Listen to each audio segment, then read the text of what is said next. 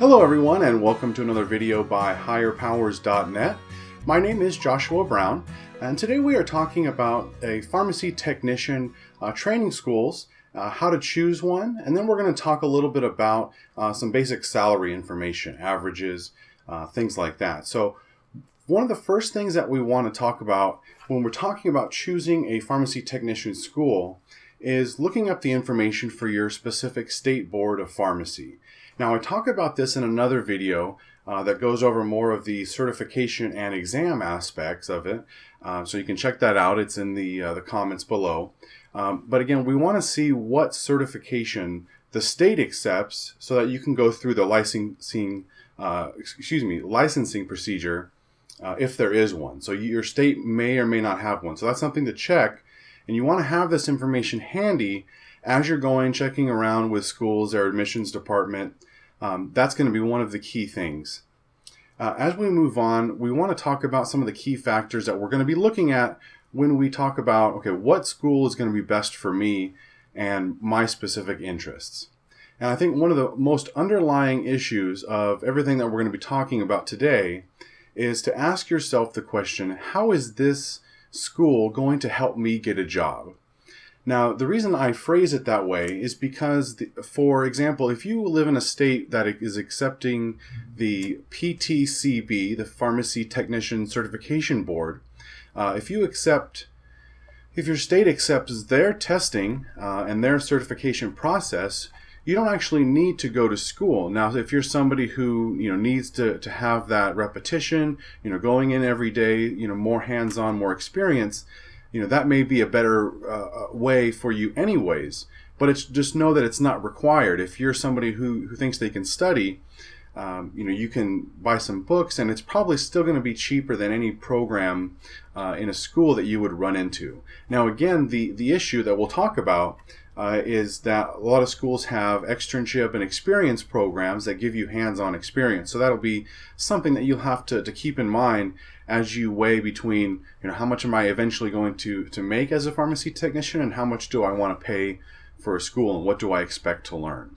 Okay, so again, we want to think about that ultimate goal, though, still underlying all of these factors, which is, how is this particular school, and how is school in general going to help me get the job? All right, so the first factor that we want to talk about is the accreditation process. So first of all, are they accredited? Who are they accredited by? Is it something, organization that is regional, more like a four-year university, your standard university, junior college type program? Or is it something that's nationally accredited, possibly a vocational or a technical school? Keep in mind that with a lot of the national accreditation programs, some things that you'll want to know are things like the completion rate and the placement rate. Basically, what are the standards of accreditation? So the completion rate would be how many people are actually graduating that sign up for the classes. And then the placement rate is how many people are actually getting jobs in that particular field that graduate. Now, one thing you want to keep in mind is the differences between different accreditation organizations. So some organizations may not require that they get a job in that particular field, or they may not check very closely. They just care that they get a job. Other ones are very much more inclined to check, to go through the process. Can you show us where in your education that you're actually using the particular skills that you learned? So keep those things in mind. Who is there to keep them honest? Okay, so first key there is the accreditation process. Second, we want to talk about the certification and licensing process. Again, this goes back to, you want the school's process to match that process for your state board of pharmacy. Okay, so this is important because obviously if you want to get the certification, do they already have some type of working relationship with your state board of pharmacy? Any type of other oversight board that deals with education, maybe a state board of education, do they have a good relationship? Are they on good terms with them as well? So that's important to look into. Just basically see, who's keeping them honest. Before you go to really any comment sections from students and the like, see what some of the governing bodies have said, see what the accrediting agencies say. A lot of the accrediting agencies will actually keep documents and can show you, okay, this is how many people that they are actually graduating, this is how many people are getting jobs in the field. Okay, so something to keep in mind. You really want to do your due diligence to make sure, okay, I want to go to somewhere that is going to help me, first of all to graduate, but then also has that vested interest and they're going to help me get that job as well, help me along in that process. Okay. So these all kind of piggyback off one another. So that kind of leads us into the third factor in deciding where to go to school, which is the actual class material. So really we can just sum this up as, how does this again match with the State Board of Pharmacy? How does it match up with the certification process? So again, let's say you're in a state that has the PTCB, the Pharmacy Technician Certification Board, and the PTCE, the Pharmacy Technician Certification Exam. So does the material that you're going to be learning, and hopefully some of that hands-on experience that you're going to be getting, does it actually help you to go through and answer those questions that are going to be on that test? Is it going to give you the skills needed to get a job, right? So, you do that research, ask around, and see, okay, these are the things that are important not only to pharmacists and pharmacies in our area, but this is what the state standards are. This is what the national certification standards are. So do those certifications and those standards match with the school standards? So again, something to keep in mind. All right, so the fourth factor that we want to talk about is the hands-on experience that you'll hopefully get from an in-person school, an in-person learning experience. Okay, so when you're going through, hopefully you'll have an opportunity to go through their facilities, check them out, and make sure that, okay, this actually looks like a pharmacy. These are the tools that I've seen and heard pharmacists actually use. I'm going to be able to use them, see what they're for, and have that experience before I actually go out and start to work. Because the book study will be one thing. If their programs help you with that, that's great. But again, thinking the long term, you could do that on your own technically.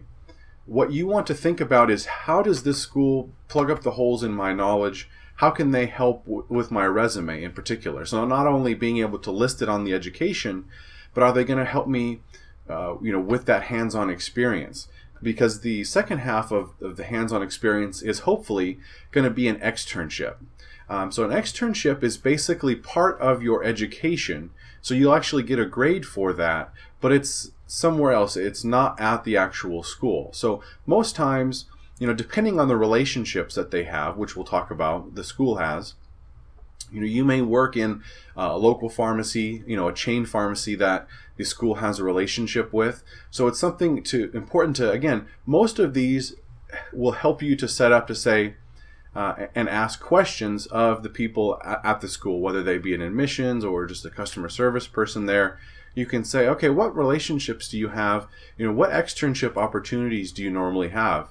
And think about also long term, are you actually looking at working at a hospital? It'll still be great to get a retail experience, but do they have externship opportunities at hospitals, at long-term care facilities? I want to work in non-retail, other types of drugstores and the like. So again, think about what you're looking for and how that's going to match up with exactly what the school is offering. All right, so the next factor that we want to take into consideration is the school's relationship within the community and with businesses within that community. So start asking around places that you'd like to work, whether they be hospitals, local drugstores, pharmacy chains, whatever it may be. See if they've actually hired any of those students. Do those students come in prepared, or do they have to teach them some of the basics, right? So you want to gain an understanding that way. You can also ask the school, hey, who do you have a working relationship with? Again, asking them, who do you have externships with, and make sure that matches up with what you'd like to do. Again, based on, whether it be a hospital, whether it be a compounding facility, or just your corner type of drugstore, local pharmacy.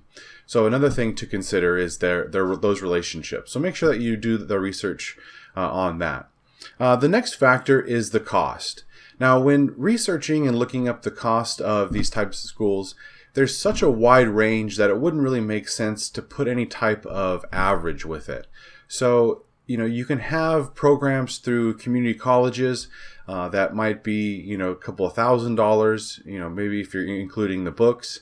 But then you have also the vocational schools, technical schools that come with the full externship experience, that top out around, 30, 40, maybe even sometimes $50,000. So what you really want to do is to research again, we'll talk about the salary in a minute, but, what is the cost benefit for you? Is it something that you're going to be able to, is the school high cost because you live in a more affluent area and you're going to make that back up in annual salary? Is it something that you can bypass again, to study on your own? It's just not worth paying the $20,000 or $30,000. But one thing that you do want to do, no matter where you go, is to maximize the amount of money that you can use, such as grants, scholarship, federal funds. Whether, if you do want to take out those loans, again, that's something that you really do want to consider. The rest, the scholarships, grants, that's basically free money, but the loans, of course, you do have to pay back. So again, you want to find out when you need to start paying those back with the school. It's another consideration. Most of the time, within 6 months of graduation, you need to start paying those back unless you have a deferment. But, besides that, you do want to make sure that you start paying. You can ask them, based on the funding that you have, what's my monthly payment going to be? Again, you want to be able to plan your monthly budget around this cost because sometimes, there'll be incidental costs, whether it be for books or uniforms, that you also want to prepare yourself with. So think about all those costs, and the next thing we'll go into, because it again dovetails with that, is the pharmacy technician salary. So I can pull up that information here. And again, really we want to take a look and get an idea, because although we have a lot of details, the Bureau of Labor Statistics, who produces this information, finds it out. They have a lot of data, but again, for you specifically, you're going to want to look it up because it varies wildly by location of what you're actually doing. So just to give you an idea here, the average annual salary is $30,920. The average hourly salary is $14.86.